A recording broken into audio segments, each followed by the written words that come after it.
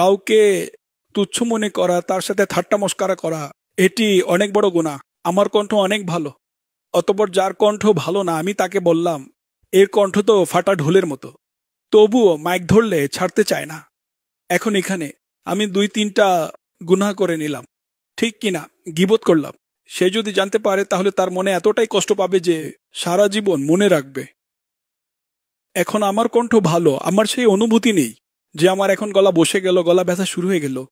আমার পিছনে 4জন ব্যক্তিও যদি ঘোরাফেরা করে, আমার ভক্তরা যারা আছে না, আমার ফ্যানরা আমার পিছনে ঘোরা বন্ধ করে দিবে। যখন আমার কণ্ঠস্বর চলে যাবে, এরা আমার ফ্যান থাকবে না, এরা আমার কণ্ঠের ফ্যান। এখন পুলিশ অফিসার আছে বা বড় অফিসার আছে, যে কোনো অফিসের, তাহলে লোকেরা তাদের স্যার স্যার বলে আগে পিছে ঘুরে। আমি ঠিকই বলছি, আগে পিছে কোনো ব্যক্তির হয় না, বরং পদ বা গদির হয়ে থাকে। যেদিন গদি যাবে সেদিন কেউ দাম দিবে না। এটা স্মরণ রাখবেন যেন কখনো নিজের কণ্ঠের উপর, নিজের ভঙ্গিমার প্রতি বা নিজের স্মরণ শক্তির উপর অথবা নিজের জ্ঞান নিয়ে গর্ব না করা।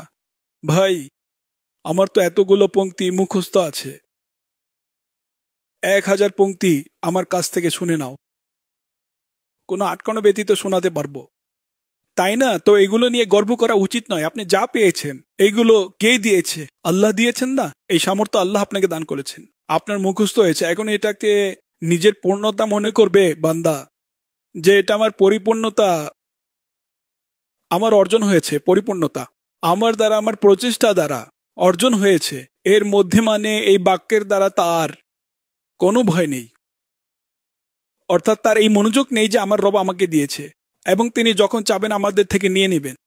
তো যেই সমস্ত সামর্থ্য, সেটা সৌন্দর্য হোক বা ধন সম্পদ হোক, কণ্ঠ হোক, স্মরণ শক্তি হোক, ইলম হোক, অনেক বেশি ইলম চলে আসলো হোক, সেটা দিনই, তবুও যদি বান্দা এটার পরিপূর্ণতার অনুপাতটি নিজের দিকে করল, তাহলে এবং এর ছিনিয়ে নেওয়ার ভয় না থাকা, যে আল্লাহ দিয়েছেন আবার যখন চাইবেন ছিনিয়ে নেবেন, তাহলে এটি স্বেচ্ছাচারিতা।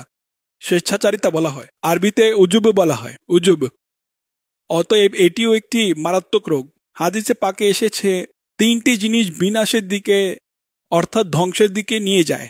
নাম্বার 1 বুখল, যাকে অনুসরণ করা হয়। নাম্বার 2 নফসের আকাঙ্ক্ষা, যার কথা মানা হয়। এবং নাম্বার 3 মানুষের নিজেকে ভালো মনে করা। আমি সূর্য, আমার মতো কেউ নেই। যত বড়ই নাতকা হোক, এই মন মানসিকতা গড়ে তুলুন যে এই আওয়াজ আমি নিজের প্রচেষ্টায় পাইনি, বরং আল্লাহ তাআলার দান। এর মধ্যে আমার কোনো মহত্ব নেই। আওয়াজকে বানানো বা এর জন্য কোনো চিকিৎসা করা, এটা আলাদা বিষয়, কিন্তু এর উপকারগুলো আল্লাহ তাআলার থেকে পাওয়া যাবে, নিজের কোনো মহত্ব নেই।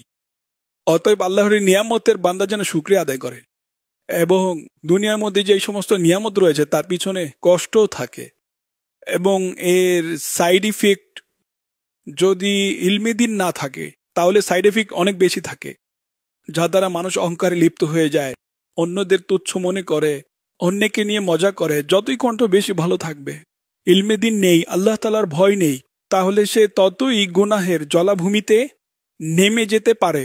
এইগুলোকে ভয় করে এবং তওবা করুন আল্লাহ তাআলার কাছে এবং তার শুকরিয়া আদায় করতে থাকুন।